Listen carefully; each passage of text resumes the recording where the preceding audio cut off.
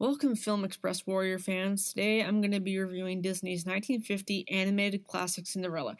So let's briefly get into the cast and characters. Cinderella is voiced by Disney legend Eileen Woods. Lady Tremaine is voiced by Eleanor Audley. The fairy godmother is voiced by Verna Felton. And lastly, Prince Charming is voiced by William Phipps. So going into the positives of the film would be for its gorgeous animation style, designed by Disney's legendary Nine Old Men, because it's supposed to set what the mood or tone of the story is going to be.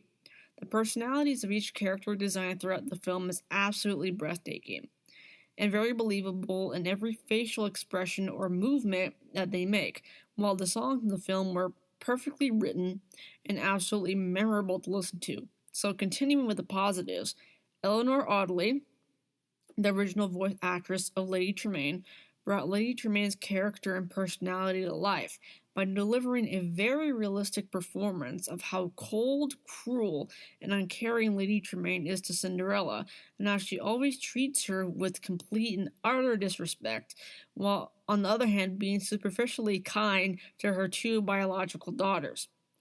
For me, there are no negatives of the film, but according to Bosley Crowther of the New York Times, he explains that, quote, "The beautiful Cinderella has a voluptuous face and form, not to mention an eager disposition to compare with outcast Daisy May.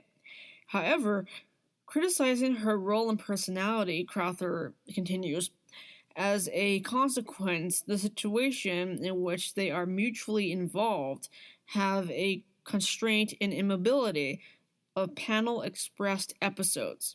When Mr. Disney tries to make them behave like human beings, they are banal," end quote. When Cinderella finally gets to go to the ball and have at least one night of freedom to herself without having to wait hand and foot to her evil stepsisters and stepmother, I found that it was a very powerful performance in the film because it showed that Cinderella really and truly wanted to have that freedom that she was yearning for so long. There are other versions of this classic film, being sequels, one being Dreams Come True that came out in 2002, and The Twist in Time, which was released in 2007. So I'm just going to briefly talk about those two sequels for a little bit. Number one would be that both sequels, their animation style is a downgrade from the original animation styles by the Nine Old Men, and that it breaks away from the original storyline and makes it completely flat. The emotions of each character are not believable. It feels like it's recycled plot armor, and that again it is made for a TV movie rather than a feature film, and that's what kind of hurts these Disney sequels in general, because if you're continuing from the first movie's ending or conclusion, then how are you gonna move on from what that film was about to doing a, quote unquote reimagining or continuation of the original story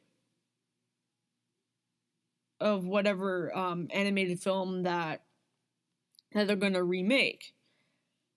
So that's just my small opinion about that. Yes, I would definitely recommend watching Cinderella because it's such a classic film to watch, along with a solid storyline and a heartwarming ending.